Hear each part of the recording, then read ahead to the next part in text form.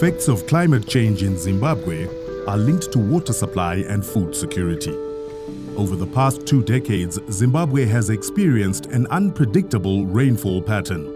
Given the heavy dependence on rainwater for agriculture purposes, the country has suffered regular perennial droughts that have heavily compromised its food security.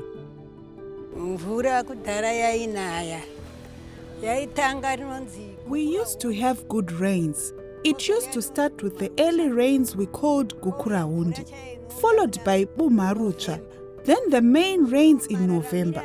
But because of the way things are now, we no longer get good rains, which makes it tough for us the elderly. We don't have enough water for our gardens or to drink because things have changed.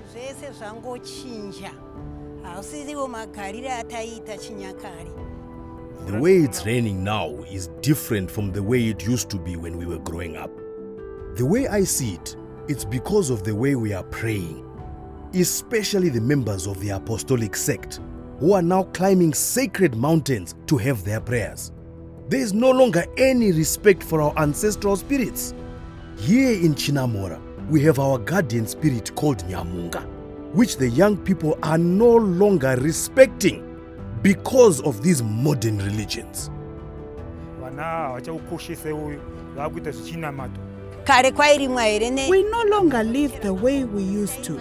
The cattle we use for plowing are all dying because everything has changed.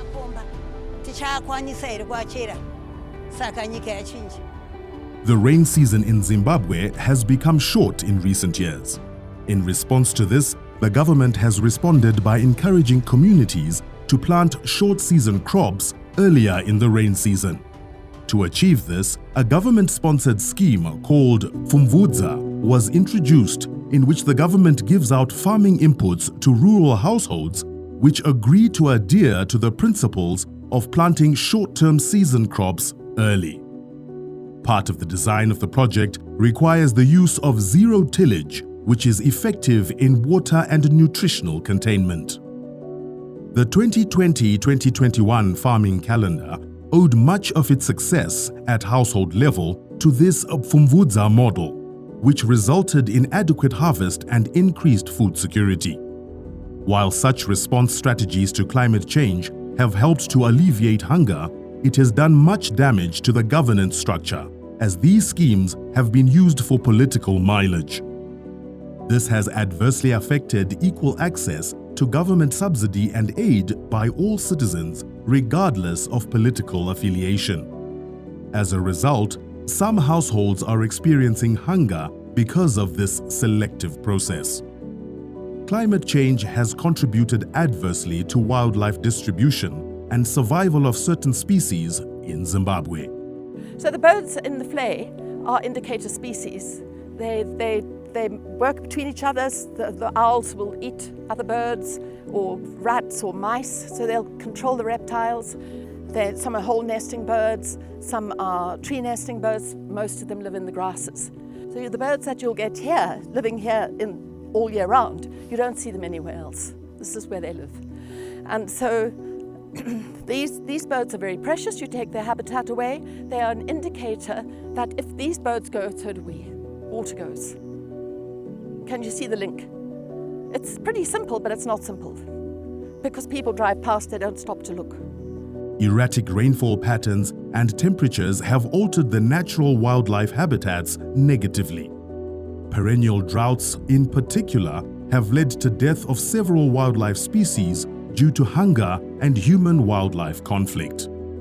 Due to erratic rainfall patterns that we've been experiencing, like I said, it means our animals are walking long distances in search of water, in search of food. And as they walk these long distances, they encounter communities. And in those communities, they then compete for water. It means communities and animals are competing for water and conflict arises. This year alone, we have lost 40 lives due to human-wildlife conflict. And dozens more have been injured. Crops have been destroyed because the animals, when they, like now, we're at the peak of our dry season. So which means less water in the park, the animals will move into communities in search of water, in search of food, and conflict arises. At a glance, it is easy to believe that wild animals are the ones that intrude human spaces. Careful analysis has revealed that expansive and continued human development initiatives continue to shrink the spaces that wildlife used to enjoy as their own, leaving the animals with little space for survival. Large herbivores such as elephants and hippopotamus have been hugely affected as they require large habitats to survive. Binga district in Matabeleland North has reported increased crop damage due to wild animals, which has adversely compromised food security in the district. Here in Binga, we have many wild animals, like elephants and hippos, and they are very difficult to keep away from our fields.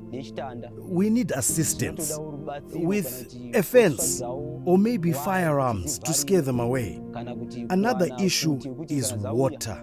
Rainfall is limited in our area. Our crops don't have enough water to reach maturity. So ndiro dambudziko ratakatarisa naro kuside yeminda mvura atina kuno tiri ku region 6 tiri kubinga. In some instances, human-wildlife conflict in this district has led to loss of human life as the confrontations became physical. We have cases in most districts where communities, the animals impose curfew to an extent that some family members would have to escort their children to school. And they'll make sure that by 3 o'clock, 4 o'clock, they are done with school, children are going home because of the animals which are in communities. I know at Crossroads, for example, at some point they would finish school at 3, make sure everyone by 3 they are done so that they go home, because the animals, most of our animals, they move at night. They are nocturnal, so they normally move at night. So late afternoon, when the temperatures are lowering, are down, it means the animals will be moving. So there are restrictions in terms of movement of our people. Zimbabwe's motor fleet has increased exponentially over the past few years. Imports, mostly from Japan, have been allowed to go unchecked for many years. One of the benefits of these imports is the massive foreign currency gained through import duty. Coupled to this, the local car manufacturing and assembly industry is producing cars that are expensive, and as such, second-hand cars have provided transportation alternatives for both industrial and domestic use. However, second-hand cars are one of the major contributors to air pollution and climate change. Globally, the transport sector is responsible for nearly a quarter of energy-related greenhouse emissions. This means Zimbabwe has allowed within its borders pollution agents which have contributed immensely to the pollution of our atmosphere. Recently, the government banned the importation of second-hand vehicles that are more than 10 years old. A move which is meant to reduce emissions that are derived from the transport sector. However, many cars had already crossed the border and will continue emitting for years to come. The effects will not be felt by car owners alone, but by everyone, even those that have no dreams of owning a car.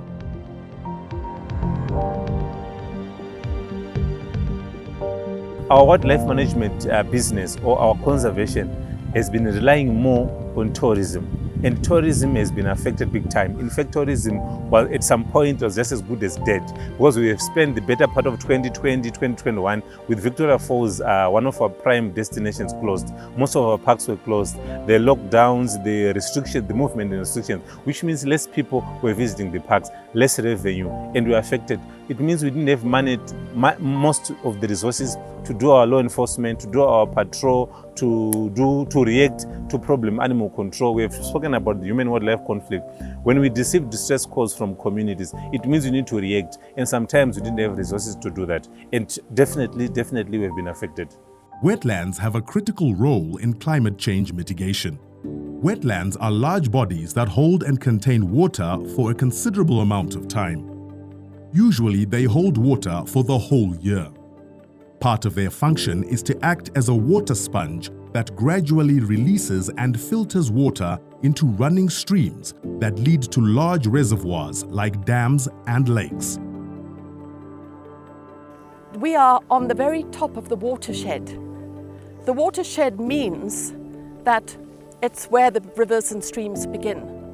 You see a river going along, you don't stop and think, where did it start? Most people don't even give a thought about it. So Harare is situated in the Upper Manyami catchment, and it has here been settled in the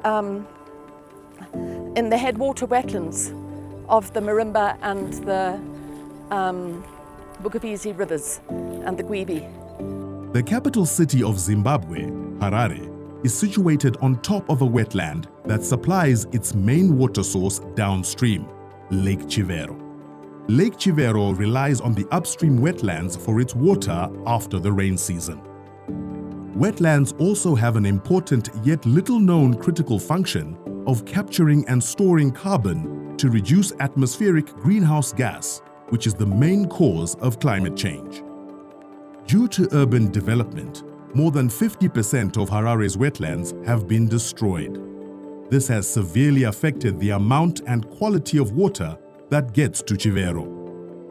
So most people in Harare just see this as an empty space. They don't really understand the importance of wetlands, and the authorities are not enforcing the laws that they could use to protect wetlands. So people are sometimes just putting up structures in the hope that they can regularize afterwards. And then sometimes there's actual, poor decision-making or corruption among the authorities and actually authorizing the developments to go ahead.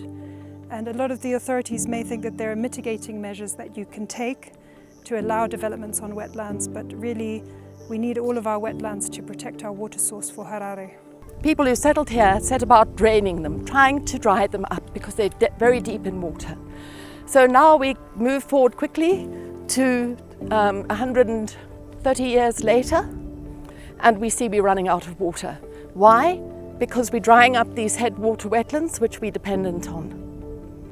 It has increased the cost of water treatment as the water is polluted by various human establishments within wetlands. Less water for Chivero automatically limits its supply of rainwater through precipitation. Well, every citizen is entitled to the right to potable water, and that water should be accessible for domestic and personal use, sufficient for domestic and personal use. In terms of the WHO guidelines, that should be about 100 litres of water per person, and if you can't afford to pay for that water, it should be free. So the state and the council should be supplying that water and providing that water, maintaining our water sources. But unfortunately, they're currently not doing so. And of course, we all depend on water, on clean water for life and dignity. And without water, we can't survive. So it's one of the most fundamental human rights that we have to protect. Climate justice, for a lot of people, it's a movement, but it's basically with climate change, it's impacting different people differently and causing inequalities. So if you come from an underprivileged community, it can impact on you more.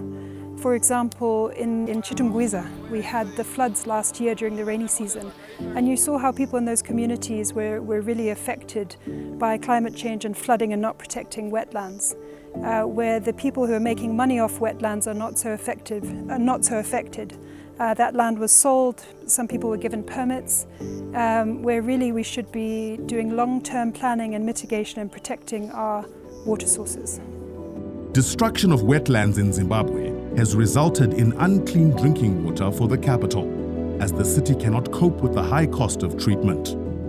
Humans have reacted by sinking boreholes, which further aggravates the destruction of wetlands, as the water table is sucked in by the boreholes. Climate change is a topic that very few people in Zimbabwe are worried about. People are so consumed with looking to advance their way of life regardless of how much they are contributing to climate change, which is the biggest threat to our existence.